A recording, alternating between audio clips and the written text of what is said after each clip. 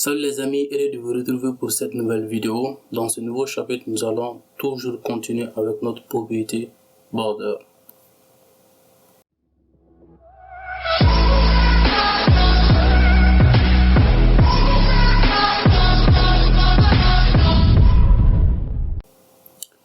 Pour commencer, dans ce chapitre, nous allons attaquer la propriété border image. Après border image source, border image offset, border image repeat. Donc on dit pour border image, cette propriété raccourci qui permet de définir une ou plusieurs images comme style de bordure et d'en déterminer la propriété. Après on a la propriété border image-source. Cette propriété permet de spécifier une image à utiliser à la place du rendu spécifié par la propriété border style. Si la valeur de cette propriété vaut non, ça sera la mise en forme définie par la propriété border style qui sera utilisée. Donc elle prend comme valeur non-e image.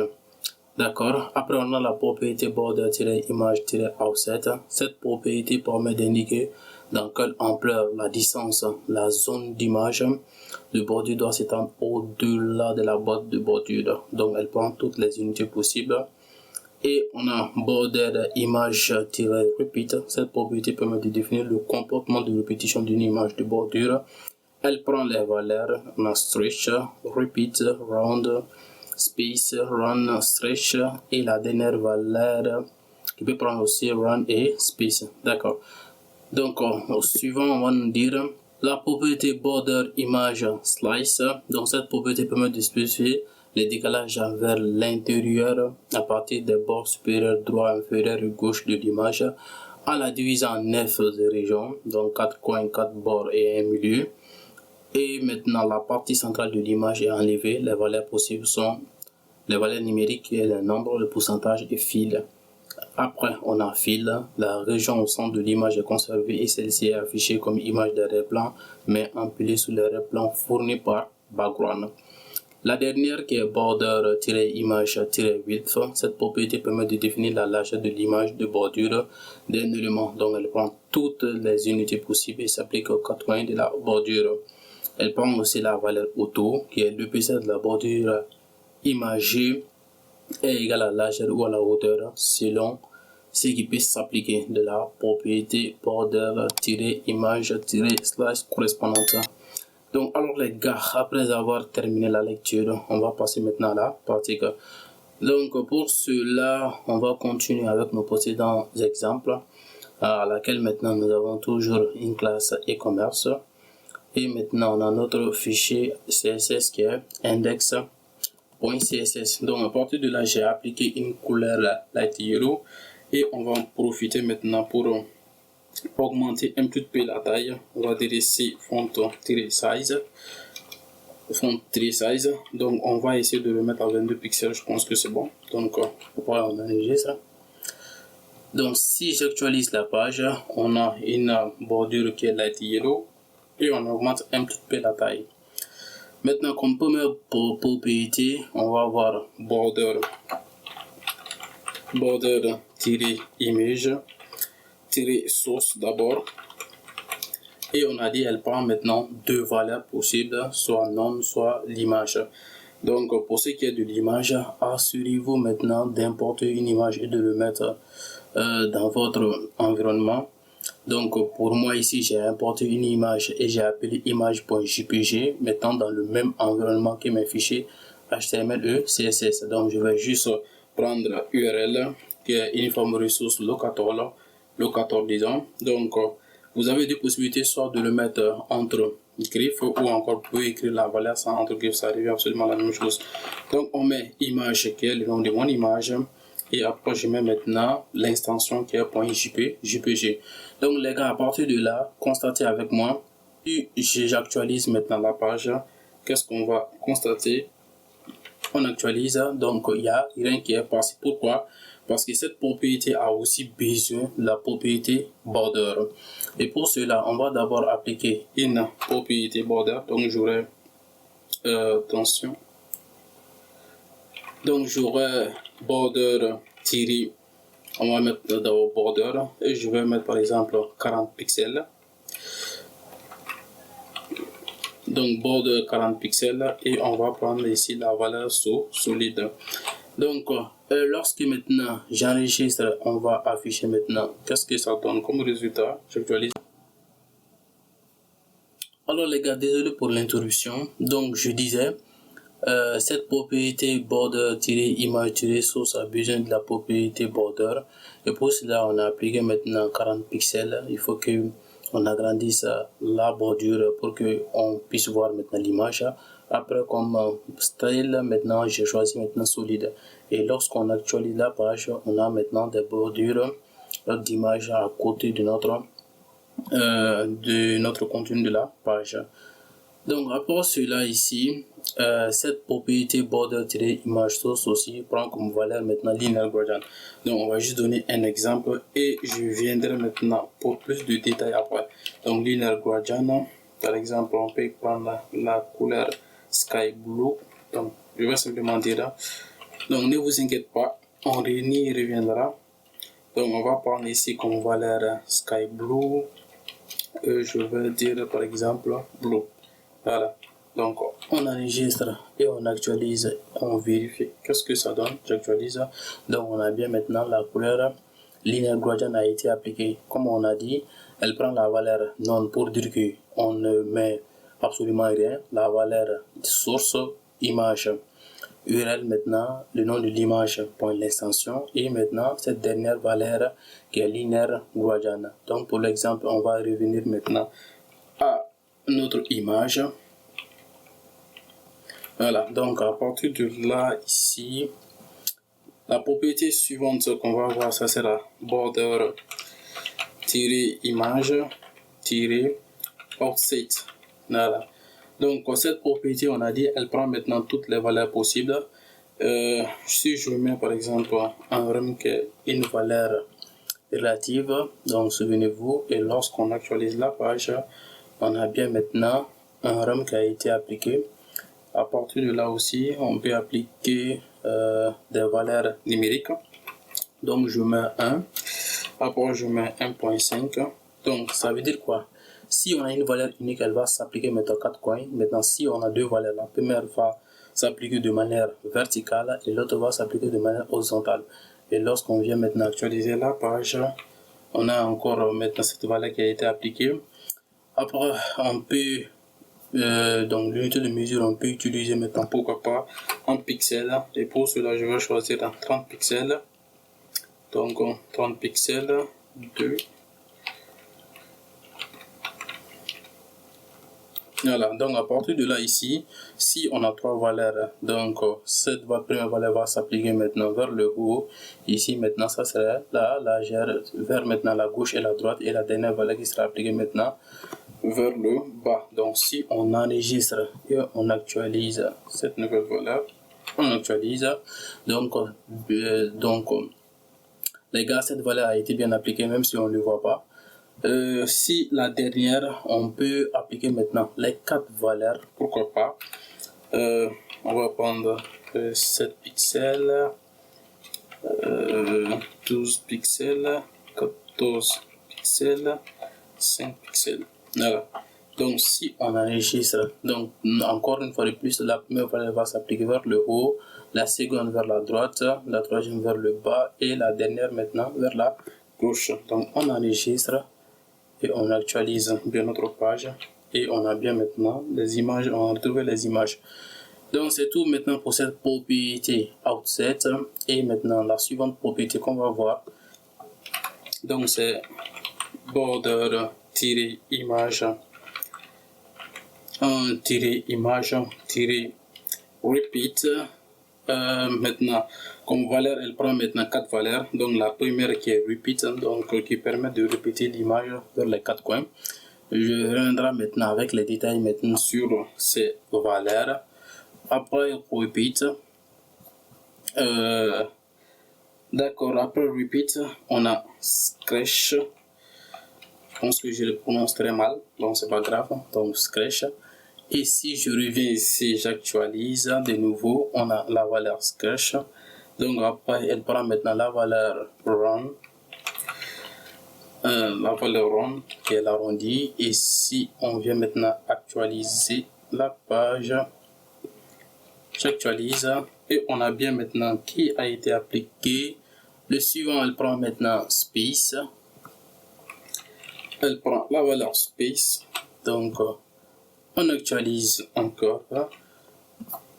Alors les gars, faites-moi confiance, ces valeurs sont bien et belles appliquées. Maintenant, pour revenir dans les détails, on a dit la valeur repeat. Donc, elle permet, donc c'est une valeur qui indique que la zone de l'image doit être répétée jusqu'à remplir l'espace entre les deux bordures. Donc, les portions répétées peuvent être rognées maintenant si nécessaire. Et après, la valeur suivante, round, donc qui indique que la zone de l'image doit être répétée jusqu'à remplir l'espace entre les deux bordures. Donc si on ne peut pas remplir cet espace avec un nombre entier de motifs, donc ceci sera étiré pour qu'il y ait une répétition. Donc après, la valeur space indique que la zone de l'image doit être répétée jusqu'à remplir l'espace entre les deux bordures. Si on ne peut pas remplir cet espace avec un nombre entier de motifs, l'espace restant sera réparti. Et maintenant, pour ce qui est la valeur scratch, donc indique que la zone de l'image doit être retirée pour remplir l'espace entre les deux bordures. Donc les gars, je pense que ça paraît maintenant confus, mais ne vous inquiétez pas, on va essayer de faire en sorte que vous puissiez bien comprendre. Donc après la suivante valeur, on a run space, donc l'arrondi. Si on actualise, cette valeur existe bel et bien, et la dernière valeur, on va mettre run scratch. Voilà, donc on enregistre encore. Et on actualise. Donc c'est tout maintenant pour cette propriété border image repeat, même si c'est flou, on ne voit pas tout de suite maintenant le résultat, mais soyez convaincants, on y reviendra. Donc après la propriété repeat, donc on va avoir border image,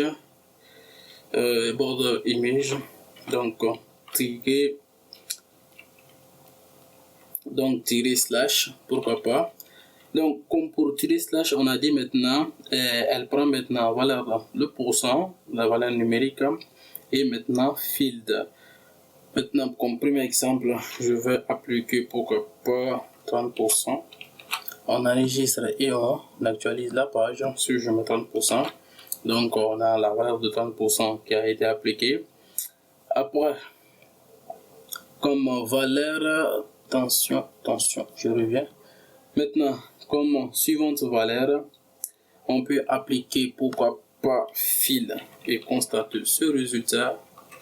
Donc j'enregistre, j'actualise la page et on a bien maintenant, l'image devient transparente. Pourquoi pas remplacer avec une valeur numérique et on va prendre 45. On enregistre, attention, je l'ai mis entre griffes. Voilà, donc 45 une valeur numérique. Donc si on enregistre, donc ça paraît très bien à mon goût. Et si on a 3 ou 4 valeurs, ça revient absolument la même chose. Donc si on a une valeur unique, ça s'applique aux 4 coins. Si on a 2 valeurs, ça s'applique maintenant vertical et horizontal. Si on a 3 valeurs, ça s'applique maintenant du haut et le côté horizontal et vers le bas. Et maintenant, si on a 4 valeurs, par exemple, si je prends 10%, pourquoi pas. Après maintenant, fil. Et après maintenant, 7 et voilà 12. Donc, cette première valeur va s'appliquer maintenant vers le haut, cette deuxième valeur vers la droite, cette troisième valeur vers le bas, et la dernière vers la gauche. Donc, si on enregistre et on actualise la page rapidement, donc on a nos différentes bordures qui a été appliquées. Alors les gars, une fois de plus, c'est tout pour cette propriété border slash. Donc si non, n'hésite pas à revenir et essayer de mettre la vidéo en pause. Et maintenant, venez faire la lecture de tout cela pour être au top. Donc on continue. Après la propriété slash, on va voir maintenant border width, qui est maintenant la largeur de l'image. Donc il va s'appliquer aux 4 coins de l'image. Donc, elle prend aussi n'importe quelle valeur, n'importe quelle unité. Donc, si on met d'abord un nombre, une valeur numérique, qu'est-ce qui va se passer? On vient maintenant actualiser la page. On a bien maintenant 3 qui a été appliqué maintenant sur les 4 coins. Donc, on peut l'appliquer si c'est une seule valeur. Donc, ça s'applique maintenant sur les 4 coins. Donc, si on a 2 valeurs, donc je mets 20 pixels, pourquoi pas 40 pixels. On enregistre et je viens actualiser. On a bien maintenant 40 pixels qui a été appliqué. Donc, de la même manière, si on a 3 valeurs, cette fois-ci, on va prendre, pourquoi pas, le pourcentage. Donc, je mets 20%, après je mets 10%. Après, je termine avec la plus petite valeur, 10%. Donc, si on actualise encore la page, on a bien maintenant les valeurs suivantes qui ont été appliquées. Et cette valeur aussi prend la valeur auto, qui est border-8. Elle prend maintenant la valeur auto, on enregistre, on actualise la page et on retrouve maintenant la valeur auto. Pour la dernière valeur, on peut appliquer maintenant les 4 valeurs sur les 4 coins. Je mets maintenant 5%, 2 EM, pourquoi pas 10%, et on termine avec la valeur auto. Donc, on enregistre et on actualise la page.